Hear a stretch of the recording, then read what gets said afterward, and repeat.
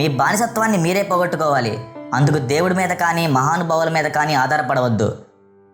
ఒక వర్గాన్ని ఇంకో వర్గంపైకి ఉసిగొల్పే ధోరణి చాలా ప్రమాదకరం. చట్టం మరియు ఆదేశాలు రాజకీయ శరీరానికి ఔషధాలు. రాజకీయ శరీరం అనారోగ్యం చెందినప్పుడు ఔషధం తప్పక ఉపయోగించాలి.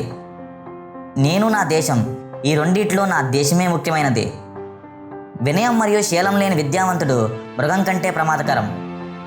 నిలువెల్లా ధ్యేయం పట్ల అంకితభావం కలిగి ఉన్న వ్యక్తులు కార్యాన్ని ముందుకు నడిపిస్తారు. భవనాన్ని పునాదులతో నిలబెట్టుకున్నట్లే విద్యార్థులు సత్ప్రవర్తనతో దేశాన్ని నిలబెట్టుకోవాలి. నీ కోసం జీవిస్తే నీలోనే జీవిస్తావు. జనం కోసం జీవిస్తే జన హృదయాల్లో నిలిచిపోతావు. మతం కోసం మనిషి, అంతేగాని మనిషి కోసం మతం కాదు. ఆశయాలను ఆచరణలో పెడితే మానవుడే మహానుభావుడవుతాడు. మహిళలు సాధించిన పురోగతి పట్ల నేను ఒక సమాజం యొక్క పురోగతిని కొలుస్తాను. ఏ ప్రజలైతే తమ లక్ష్యాన్ని నిర్ణయించుకోరో వారు ఎటువంటి విజయాల్ని పొందలేరు. ఎప్పుడైతే వారు విజయాల్ని పొందలేరో వారు చరిత్రపై ఎటువంటి ప్రభావాన్ని చూపలేరు. ఎంత ఎక్కువ కాలం బతికామన్నది కాదు, ఎంత గొప్పగా బతికామన్నదే ముఖ్యం.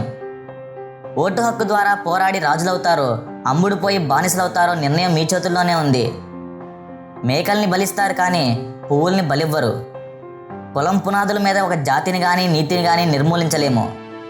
ఏ కారణం లేకుండా ఇతరులు నిన్ను విమర్శిస్తున్నారంటే నీవు చేసే పనిలో విజయం సాధిస్తావని అర్థం.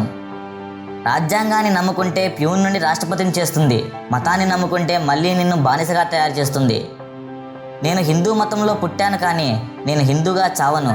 ఎందుకంటే కుల వ్యవస్థ లేని అంటరానితనం లేని సమాజాన్ని నేను స్వాగతిస్తాను. కేవలం పుస్తకాలు చదివి వదిలేస్తే ప్రయోజనం ఏముంది? చెదపురుగులు కూడా పుస్తకాలను నవలేస్తాయి. అంత మాత్రాన జ్ఞానం వచ్చినట్ట?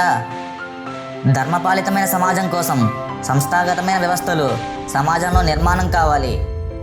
ఈ కుల వ్యవస్థ వల్ల నేను నా జాతి ఎన్ని అవమానాలు భరించామో భారతీయులకే కాదు ప్రపంచానికి కూడా తెలుసు. కాబట్టి కుల వ్యవస్థను రూపుమాపాలి. సమాజ నిర్మాణానికి తోడ్పడాలి. దేశం అభివృద్ధి చెందడం అంటే అద్దాల మేడలు రంగుల గోడలు కాదు. పౌరుని నైతిక అభివృద్ధే నిజమైన దేశాభివృద్ధి.